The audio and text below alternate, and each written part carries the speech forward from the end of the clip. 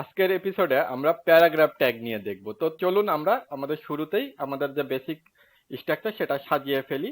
আমরা আমাদের web design ফোল্ডারের ভিতরে একটা নতুন ফাইল ক্রিয়েট করতেছি, নিউ ফাইল, এবং তার নাম দিচ্ছি PARAGRAPH paragraph dot HTML।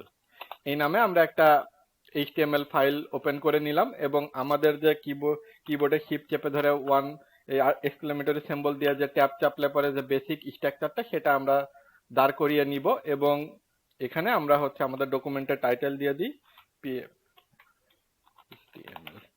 Paragraph tag in HTML। এটা আমরা ডকুমেন্টের টাইটেল দিয়ে দিলাম এবং এটা সেভ করার পরে এটাকে আমরা লাইভ সার্ভারে ওপেন করে নিব।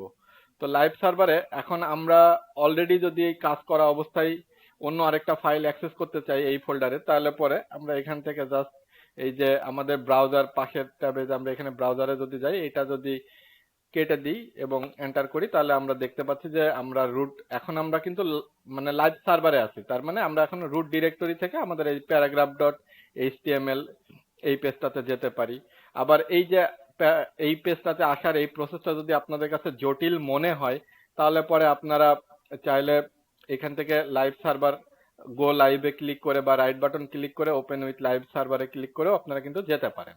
এটা আপনাদের যেভাবে সুবিধা মনে হবে আপনারা সেইভাবে লাইভ সার্ভারে পেজটাকে ওপেন করে নেবেন। তো লাইভ সার্ভারে আমরা নেওয়ার সুবিধা কি, আমরা যখন এখানে কোনো চেঞ্জেস করব সেটা আমরা সরাসরি এখানে দেখতে পাবো।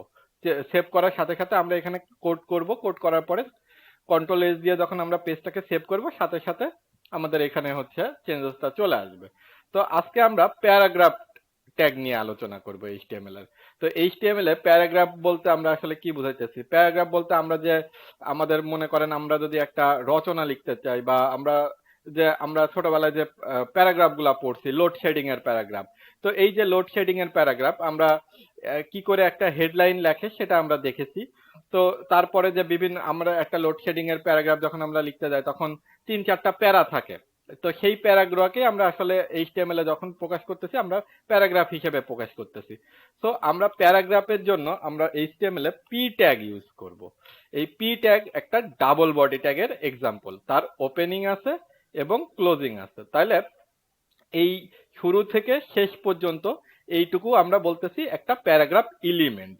তাইলে প্যারাগ্রাফ, এটা হচ্ছে প্যারাগ্রাফের ওপেনিং ট্যাগ, প্যারাগ্রাফের ক্লোজিং ট্যাগ এবং এই সম্পূর্ণটা হচ্ছে আমাদের প্যারাগ্রাফের এলিমেন্ট। এবং প্যারাগ্রাফের এই যে এলিমেন্টের হচ্ছে ওপেনিং ট্যাগ, এই যে মাঝখানে আমরা কন্টেন্ট দিব এবং আমরা হচ্ছে এখানে হচ্ছে প্যারাগ্রাফের ক্লোজিং করব। তো মনে করি আমরা হচ্ছে এই যে নিউজটা আমরা হেডলাইনের জন্য নিয়েছিলাম সেই নিউজটাই আমরা ওপেন করি, করে এখান থেকে আমরা এই যে দেখতে পাচ্ছি যে এইটা একটা প্যারা, এটা একটা প্যারা, এটা একটা প্যারা, এটা একটা প্যারা। তো এই রকম ভাবে মানে এই সাপোজ আমি এই প্যারাটাই কপি করলাম, এখানে আমি দিলাম। তার মানে কি আমি যখন এই পেজটাকে সেভ করব তখন কিন্তু আমি এই যে একটা প্যারা দেখতে পাচ্ছি। তো তারপরে যদি আমার আরো একটা প্যারা এখানে আছে, তো এই প্যারার জন্য আমাকে কি করতে হবে, আবার আমি আমার এইখানে আসবো, আমি নতুন লাইনে আরেকটা পি ট্যাগ নিব, দিয়ে আমি তার ভিতরে কন্টেন্ট দিয়ে দিব। তো তারপর যখন সেভ করবো এই যে আমার প্যারাগ্রাফ গুলা এক একটা প্যারা আমার আলাদা আলাদা হয়ে যাচ্ছে। তার মানে আমার যদি আমার ডিজাইনের ভিতরে যতগুলো প্যারা লাগবে ততগুলো আমি পি ট্যাগ নিয়ে নিব।